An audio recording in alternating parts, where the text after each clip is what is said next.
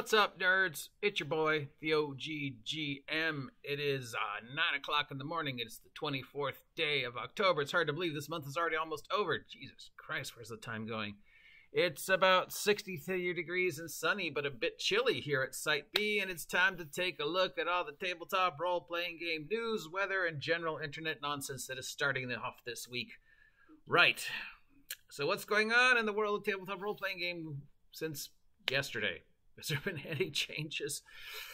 All right. So yeah, if you didn't know, the one D&D expert class questionnaire is up on D&D Beyond. It's running through the end of the month, at which point they will extend it like they did last time. And then sometime in November, we'll have round 3. What can we expect from round 3? I don't know. Probably another 3 classes like they did with this one. Maybe the warrior classes, maybe casters, maybe combat rules.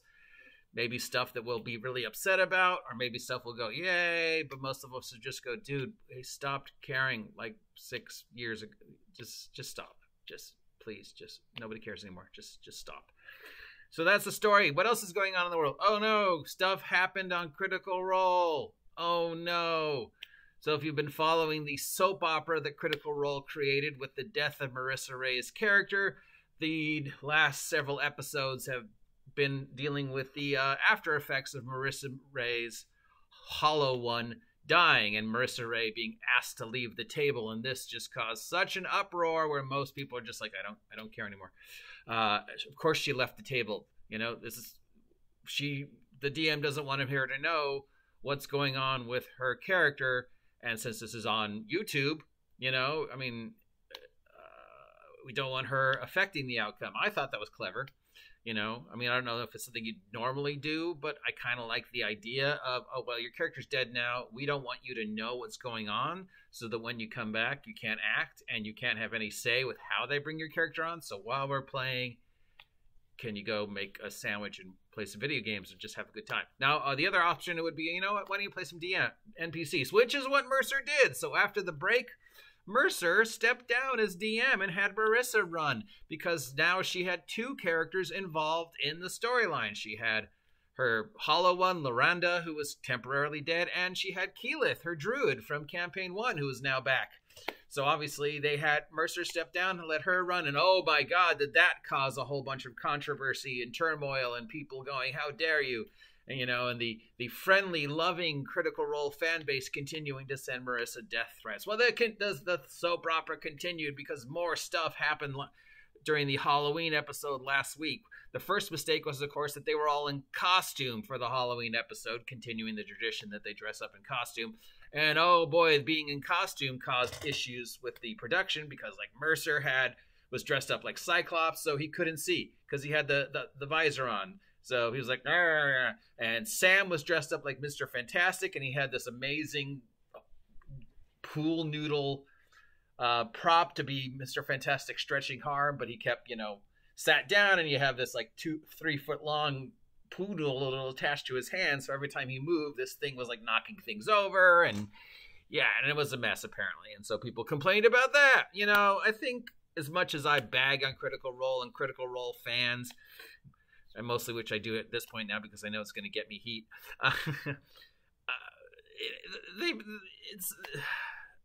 There's no way Critical Role can live up to Season 1. And everybody watching Season 2 held them the expectation of this needs to be as good as Season 1, which it can't be. I mean, part of the problem is that Season 1, we'd never seen anything like this before. So, of course, everybody's just like, oh my God, this is amazing. This is what D&D is supposed to be. And Season 2 is like, well, this isn't as good as Season 1. Of course it isn't, because now you've gotten used to it. And by the time we reach Campaign 3, people are like, I hate this crap. This is not the Critical Role that I fell in love with 2 campaigns ago. Which is why I think Mercer and company should take a break when Campaign 3 ends. I don't know. Work on their own game or something. Moving on to other things that are completely unimportant. Level Up 5e Advanced 5th Edition has an open beta tool set running now. They've released 2 big updates to the Level 5 Advanced 5e digital tool website with a character builder and a dungeon generator. Yay! If you're not familiar with Level Up Advanced 5th Edition, which I don't know why you shouldn't be because I mention it almost every week. I mean, you gotta love these guys for the amount of energy they invest in advertising for this product. Strangely enough, I have yet to see anybody play it or haven't seen it in any store or ever seen it mentioned anywhere else. But oh my god, EN Publishing, the amount of energy you put into this game over the past 3 years has been amazing. Hey, why don't you send me a free copy and I'll review it? If you're listening, EN Publishing. So anyways, they've got a digital tool set now. If this sounds familiar, it's because, you know, D&D Beyond is D&D stuff, and you know, it has a dungeon generator in there too. So yay, it's all stuff we've seen before from other companies. It's just using Level Up Advanced 5th Edition 5e. And apparently it's free because it's an open beta. So, you know, if you don't want to pay a lot of money for a VTT, you could just use this. But if you do want to pay a lot of money for a VTT, don't forget that I am now an official Fantasy Grounds VTT affiliate. So if you buy Fantasy Grounds through me, you get a discount, and I get some much needed money. So if you're thinking of purchasing a virtual tabletop, hey, get this. Not sponsored, but I am an affiliate. Sponsor me! Hey, did you know Ray Winnegar has stepped down from Wizards of the Coast as the head of Dungeons & Dragons and has been replaced by Dan Rawson, former Microsoft guy. That is the third major individual over at Wizards of the Coast that has been replaced by Hasbro with a Microsoft individual. Why would they be doing this? I don't know. Maybe it's because Hasbro wants to take Dungeons and Dragons and Wizards of the Coast in a different direction after the almost 4 years of unbelievable negative press Wizards of the Coast has received, and the fact that Dungeons and Dragons products are not selling. This, of course, comes on the tail end of the announcement that Hasbro lost $60 million in the last year. $60 million. Now, there's a lot of factors into that. We cannot just blame it all on Dungeons & Dragons. We've gone over this before. I mean, I know a lot of people are like, oh, the OSR is just, you know, celebrating because D&D cost Hasbro $60 million. Like, you know, D&D is not the only factor that is involved in the $60 million. And I know a lot of people just want to go, it's your fault, Wizards of the Coast. Like, no, it's not Wizards of the Coast's fault. There's hundreds of things that affected that $60 million drop. Inflation costs more money to buy things. It costs more money to make things. Shipping delays, okay? Production delays. Do you know that the amount of trees in the United States has decreased by 20% and is continuing to decrease every year because of the constant fires, and the trees don't have time to recover from the constant fires? You know what's made from trees? Paper. You know what's made from paper? Physical gaming product. So if you've noticed that your physical gaming products are getting harder to find and becoming more expensive, that's because paper's more expensive now, because there's not as much paper, because there's not as much trees, and that plays a huge part in the $60 million loss, because a lot of Hasbro's product is made out of paper, and I'm not just counting D&D books. You know what else is made out of paper? Cardboard. And you know what's made out of cardboard? Board games and boxes. Yeah. So, plus, you know, there was no major movies last year to push a toy line. I mean, Eternals, Doctor Strange, and the Multiverse of Madness, those are not going to be big toy sellers. So you cannot blame all the loss on D&D. Plus, COVID's over. So a lot of the D&D money was made because people were stuck at home going, oh, I got nothing else to do. I'll check out this D&D thing. Oh, this is kind of fun. It's a good way for me to talk with my friends. But now people are like, oh, I can go outside. And if I really want to play D&D with friends, I could actually, you know, go someplace and play with them instead of paying to play online. So, yeah, that's the thing.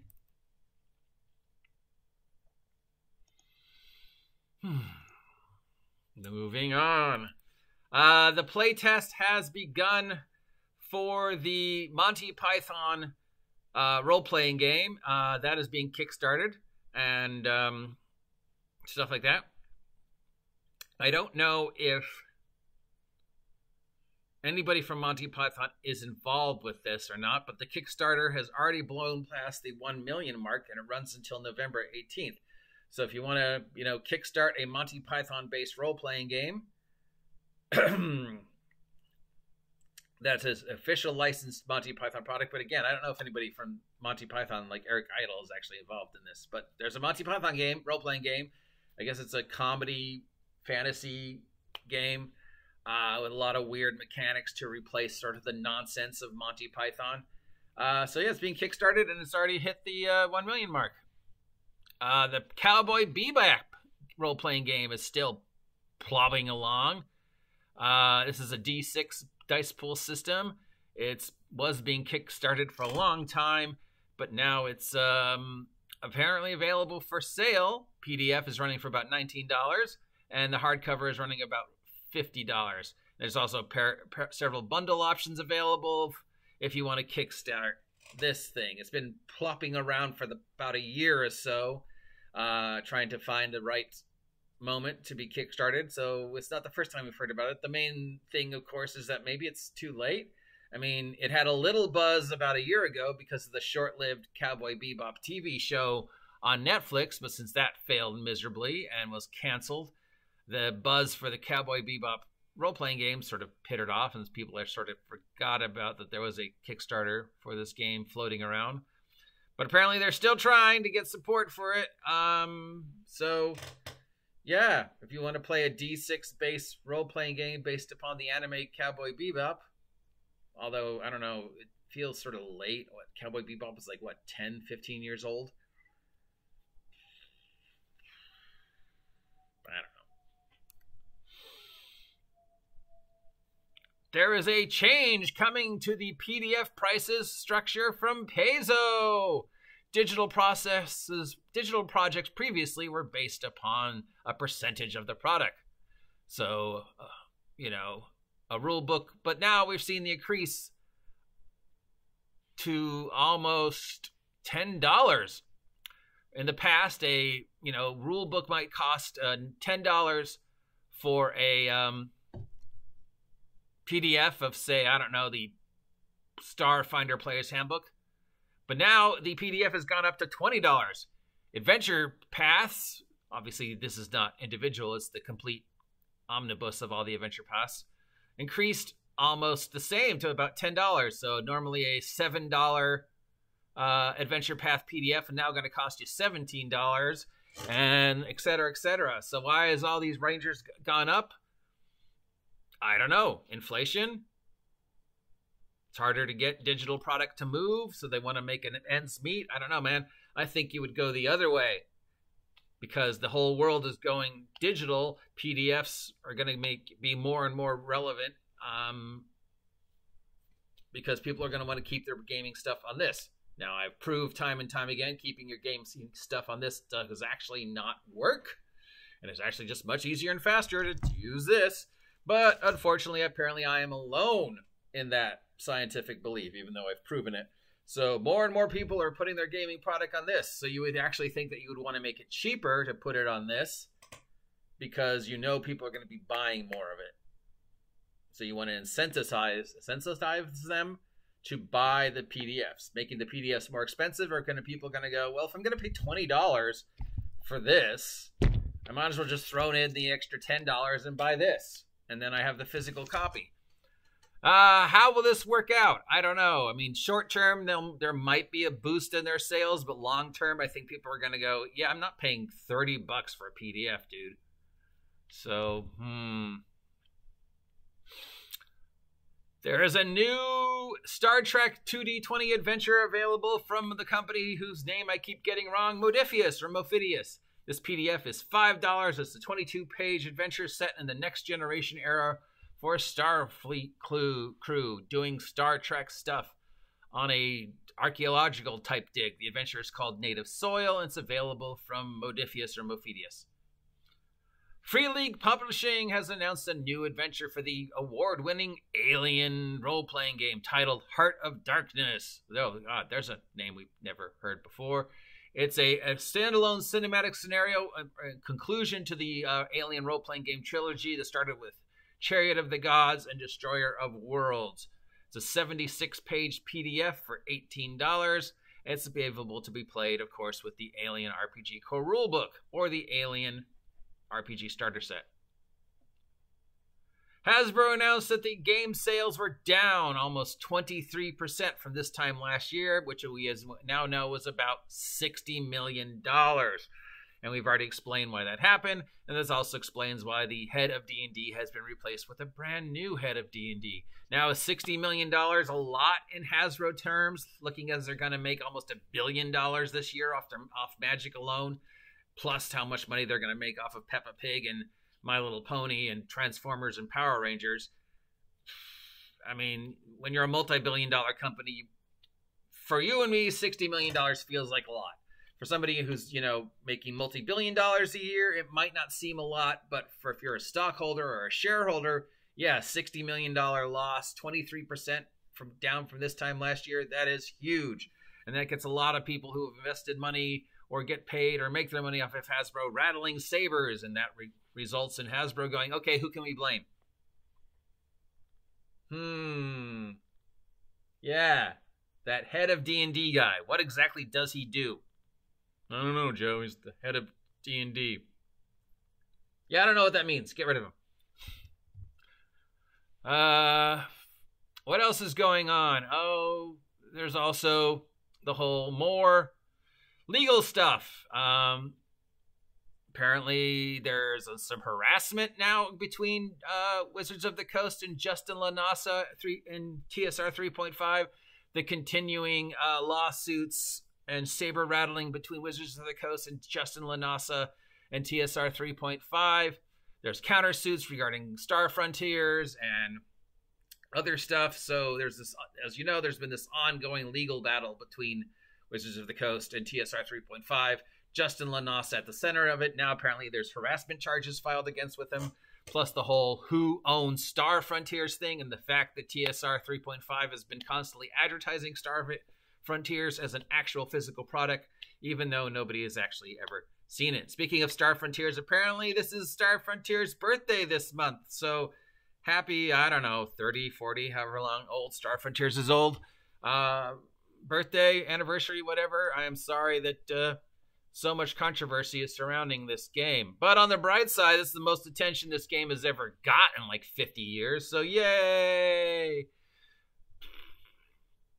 Mythology and religion is still an ongoing point of contention in the tabletop role-playing game world, but I'm not touching that. There is a trailer up for Shadows of the Dragon Queen on the Wizards of the Coast website. I don't know why you would have a trailer for a skirmish game / adventure, but yeah, now we do have a continuing more controversy surrounding that specific product. As you know, Dragonlance Shadow of the Dragon Queen is supposedly the final product from Wizards of the Coast this year, and quite possibly one of the last 5e products before we go into whatever 1D&D is going to become in 2024. There's several controversial aspects to this production. First and foremost, of course, is that Tracy Hickman and Margaret Weiss are not involved in it in any way, shape, or form. They have never been approached by Wizards of the Coast regarding Dragonlance. They have nothing to do with this. So yeah, the second thing, of course, is the way that they have made the characters look. We've seen a lot of the interesting art, including the art on D&D Beyond, and people are going, that's not Dragonlance. I don't know what that is. This is just some people wearing medieval clothes. I mean, where are the Kenders? Where are the dragons? Where are the various distinctiveness that was Dragonlance and the art of Dragonlance? Instinctively recognize what a Kender looks like. That's not a Kender. That's just a dude. And finally, of course, the hugest mistake, though more and more people are saying they actually did it on purpose, was the fact that when Wizards of the Coast put the official announcement up, there were spelling and grammar mistakes. Like, apparently to others, painfully obvious spelling and grammar mistakes. Now, I miss these spelling and grammar mistakes, but I'm dyslexic. So, of course, I don't see how things are misspelled or whatever. I just see the word and my brain automatically goes, well, I think that word's doorknob. So, yeah. And then just fills in the blanks. But actually, it might be misspelled. It might be grammatically wrong. I don't see it. So when I talked about this last week, I didn't know that there was multiple mistakes. But other people have gone, oh yeah, they spelled Kryn wrong.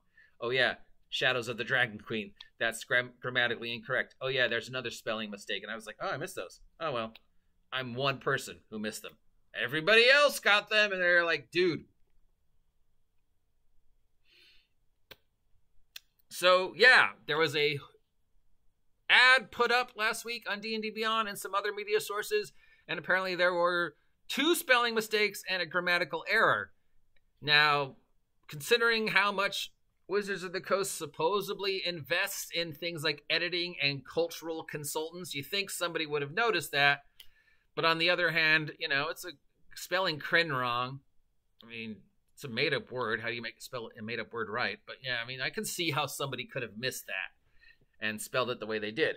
I can't see how somebody whose job it is to fact check and do editing and make sure the word and the grammar is actually correct before you do a major, advertising campaign might have, double checked all the spelling and gone, oh yeah, that's not how you spell sandwich.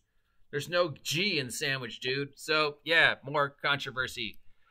But some people are gone, well, maybe they did it on purpose. I mean, maybe they purposely changed the name because that's what they're calling it now, because they can't call it the other name because Margaret and Tracy still own that other name. I don't know. Or other people are going, well, maybe they misspelled it on purpose because look at the amount of attention it's getting. Now, it wasn't getting a lot of attention before this. It was just like, oh, yay, Wizards of the Coast is going to ruin Dragonlance. But the figures look cool. And sidebar, if you haven't seen the figures for the Dragonlance game that's coming out in December, the skirmish part, because remember, it's a skirmish game. The figures we've seen so far, Lord Soth on the Shadow Dragon and the other ones look amazing. Like, if I still had RPG money, I would get the Lord Soth on the Shadow Dragon figure. But I've spent all my RPG money for 2022, and it's over $100. So, yeah. The figures look amazing. The game was like, oh, you're going to ruin Dragonlance. Oh, here's the art. Yeah, it looks like you ruined Dragonlance. I don't know what this is. It's not Dragonlance. Margaret and Tracy have nothing to do with it. It's not Dragonlance. Moving on. But now there's this misspelled ad, and that's got people going, what? So, I don't know. Maybe they did do it on purpose. It's certainly getting Dragonlance a lot of attention all of a sudden, which it wasn't getting before. So, winning? Now, I know people have responded to me saying, they wouldn't do that, dude. They wouldn't make mistakes on purpose or cause controversy on purpose or generate heat on purpose for something like that because it doesn't get enough attention. And that's not how retail works. You don't pay attention to something that's wrong. You don't pay attention to something that's bad. You don't pay attention to something that's, you don't purposely go out of your way to make something that draws attention to draw heat because it's really not that important. And to response, I would go, oh, really? Negative heat, negative attention is actually counterproductive. Allow me to introduce you to a professional wrestler by the name of Maxwell J. Friedemann, who turned a month-long triad of negative attention into a multi-million-dollar wrestling contract. Yes, it still works. So did they do it on purpose? I don't know. Was it an accident that was missed by multiple individuals? I don't know. Does it matter? Well, it's getting Dragonlance a lot of attention, so maybe it does matter. Do we care? No, I don't care. I just really don't. What else? And finally, following up on the apparently people are still arguing over mythology and religion in our role-playing games, which is pointless because it's not real. The D&D is therapy has revolved again. Yes, once again, we have spun the wheel of role-playing irrelevance to address one of the 5 topics that we constantly can't stop talking about. And this week, it's D&D and therapy. I thought it would be LGBTQ representation this week, but no, it's how D&D is therapy and how to run a game if you don't feel good and how to deal with players leaving and what do you do if half the party shows up and D&D is therapy. No, it is not therapy. You are not a therapist. Even if you are a therapist, with a therapy license, you should not be using D&D as therapy. At no point in time should the words therapy and role-playing be mentioned in the same sentence, and I've said why. Because it's not therapy. It's therapeutic, much like playing basketball is therapeutic. But you cannot say, I am presenting this as therapy with the extended goal of you feeling a therapeutic result from this. Much like if you take aspirin, your headache should go away. If you play this game, you should have a therapeutic experience. And then when somebody goes, no, actually I feel worse. You did not fulfill your contract. I'm suing you. And I'm also going to completely ruin your life by posting about you on Reddit and Twitter and Facebook. So that is why D&D is not therapy. But, you know, when we run out of topics, we result back to the same 5. And this week, apparently, it's D&D is therapy and what to do if half the party shows up and how I felt bad because a D&D game cost me my whatever. And I'm just like, no, stop it. It's a game, all right? It's a silly little game about elves with sticks. But I don't know. That's my opinion. You don't have to listen to me. I'm an idiot, as we know. Whew, 25 minutes. OGGM, all you talk about is Wizards of the Coast. Yeah, well, I wish I didn't have to talk about Wizards of the Coast, but, you know, nobody else is really making any news. Everybody else in the gaming community is just kind of like going, yeah, no, why don't we just look at everything Wizards of the Coast is doing and do the opposite? Why don't we just create good product and people will respond appropriately? Case in point, the amount of attention Goodman Games is getting all of a sudden because a lot of people are returning to talking about Keep of the Borderlands and B1 through 4, The Forbidden City, Silver Princess, Beginning to Adventure Begins. You know, I have seen so much love for Keep of the Borderlands the last week or so. Just out of nowhere, like tons of channels are going, hey, Keep of the Borderlands, Lost City, you know, Introduction to Adventure. These are amazing, and Keep of the Borderlands is fucking amazing. I mean, it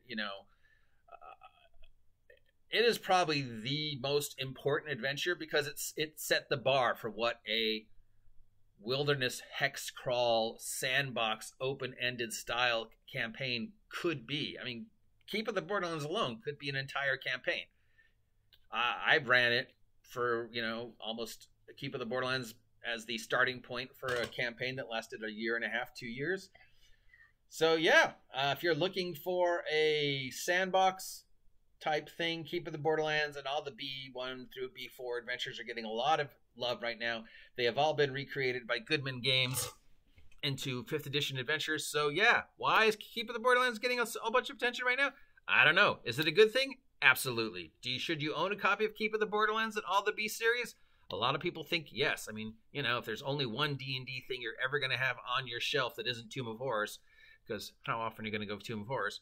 For me, it's Tomb of Annihilation. You know, that's the one thing, the one D&D adventure that I own from 5th edition. But if I was going to buy a retro adventure, yeah, Keep of the Borderlands, which is $40 right now from Goodman Games, probably would be the way I'd go because it's amazing.